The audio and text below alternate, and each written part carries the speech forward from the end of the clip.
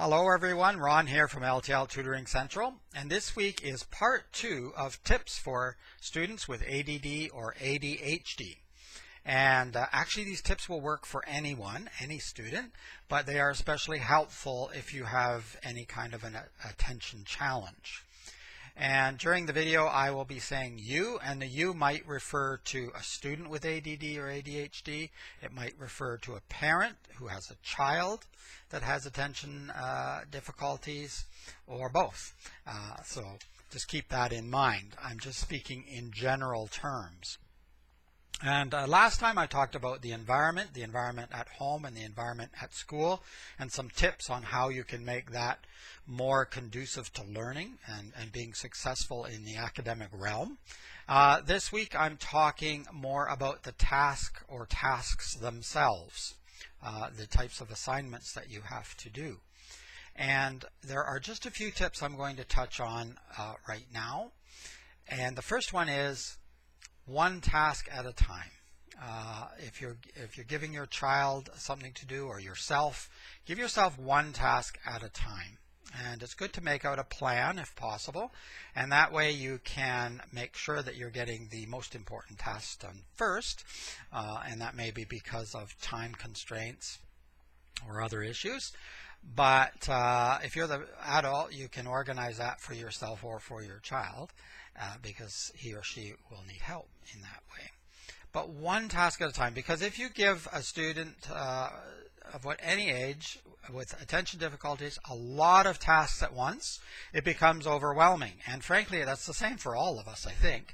If we have so many things to do, sometimes we just stall. We don't get anything done, and there's so much to be done, you kind of just don't even know where to begin, and it gets more and more confusing and frustrating. And a frustrated learner can't get anywhere.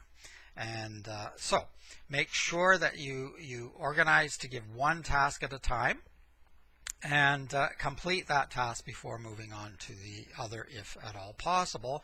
And really we can only do one thing at a time anyway, to be honest. When we start dividing ourselves between several different assignments, sort of multitasking, and I've done a video and blog on this before. Multitasking is a really bad idea. They've done lots of studies, and even people who think they are amazing multitaskers are not. The truth is, everything suffers the more divided you become. So it's best for all of us to try to stick to one task at a time anyway.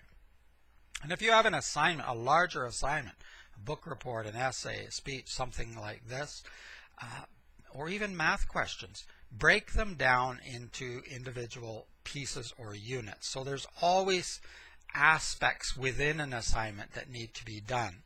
So you can help your child or help yourself by first sitting down and, again, organizing, making a plan. Say, okay, this is the first step, this is the second step, this is the third step, and then just focus on the first step until you get it done, and then focus on the second, referring back to the first point of doing one task at a time. And this is the best method to progress at any rate, and this way you will direct your focus in one area and reduce the likelihood that ADHD will start to make you fidget and have to do something. Oh, I'll go over here, I'll do this, I'll do one thing, one time, and that will help you. It takes practice, and sometimes you have to force yourself a little bit, but you can sort of direct your focus, be conscious about the direction. That's the other thing.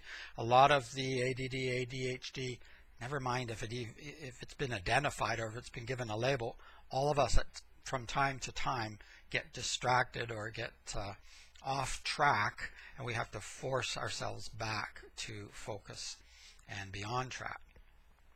Another tip, another point I want to make is you will need to help the child or help yourself to follow directions or to follow through with the plan, because often someone who is having difficulty with attention can't focus or pay attention to the directions themselves or the organizational structure itself.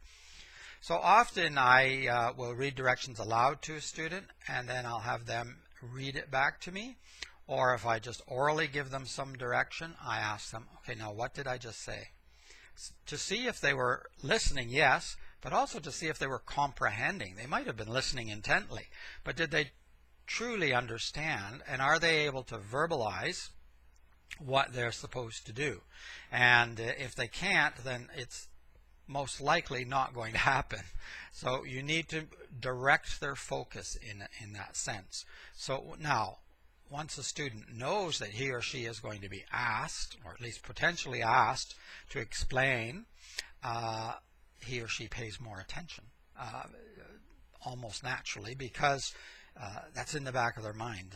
Ron's going to ask me, what am I doing, or what am I supposed to be doing? So I have to be prepared, and that helps them to focus, to pinpoint their focus a little bit more. Again, it takes time, it takes practice, it doesn't happen right away, but if you continue to do it, you have sort of this drip, drip, drip theory where eventually it starts to happen on its own. And I have students who have been with me for years, and they believe that they never had an issue. They don't remember having the problems that they had in the beginning. And that's great, that's wonderful, but sometimes they have to be corrected if they criticize another student. It's like, wait a minute, there was a time when you also had this issue. No, I never had that issue. So it's good when we can move on and think that we were always brilliant and always effective, but we all have our struggles, and we will continue to find new struggles, I'm sure. So you want to help your child in terms of planning, in terms of understanding directions and explanations, and part of that can be an oral piece where you have them talking about it and telling you back what they're supposed to be doing. Now, for many students with ADD or ADHD or other identified learning challenges, getting something on paper or getting something on the computer screen is really difficult. It's difficult to think of what to say, how to say it, and by this time the mind has wandered. It's a million places at once. There's too many things to say, and so nothing gets done. Nothing gets written down. Often they'll say, I have nothing to say, but in a way it's the opposite. They have so much to say that they don't know where to begin again. It's going right to the beginning of the video, sort of one task idea instead of everything coming in. So you have to assist them with that, and you can do it sort of personally, but also assistive devices can be helpful. Computer programs can sometimes come into play. It's often easier for students to type than to write, especially if they have fine motor control issues or problems. Having said that, if you are using computer programs all the time, I don't think that's a great idea either. I think it is worthwhile to learn how to print and to write. I don't care if it's particularly neat, although that's wonderful if you can do it. But I think that, as I mentioned before, that hand motion, that kinesthetic feeling, I think it wires the brain. I think it helps the brain to understand language a lot better. And there are some studies that seem to be pointing in that direction, that we are losing quite a lot by only using keyboards and iPads and computer programs. So you can do both. Why do we have to throw one thing out for the other? Just because we have a wonderful tool like the computer or like certain programs, that doesn't mean we have to throw everything out the window. You can still practice your printing and writing and become better at it. There's lots of programs that you can do, and I mean pen and paper, pencil and paper, that you can do to practice. Drawing is great as well. Try drawing circles, try and get perfect circles. It'll help you with your fine motor control. But in any case, whether that's the issue, or you just have trouble focusing, or there's another learning challenge, dyslexia or some other learning challenge, that is not an out. It isn't an escape plan. So you need to strengthen your weak areas. And how do you strengthen any weak areas? By practicing, by working on it. Now, in the meantime, you may need other tools or other accommodation, but please don't give up on learning and strengthening what you see as your weak areas.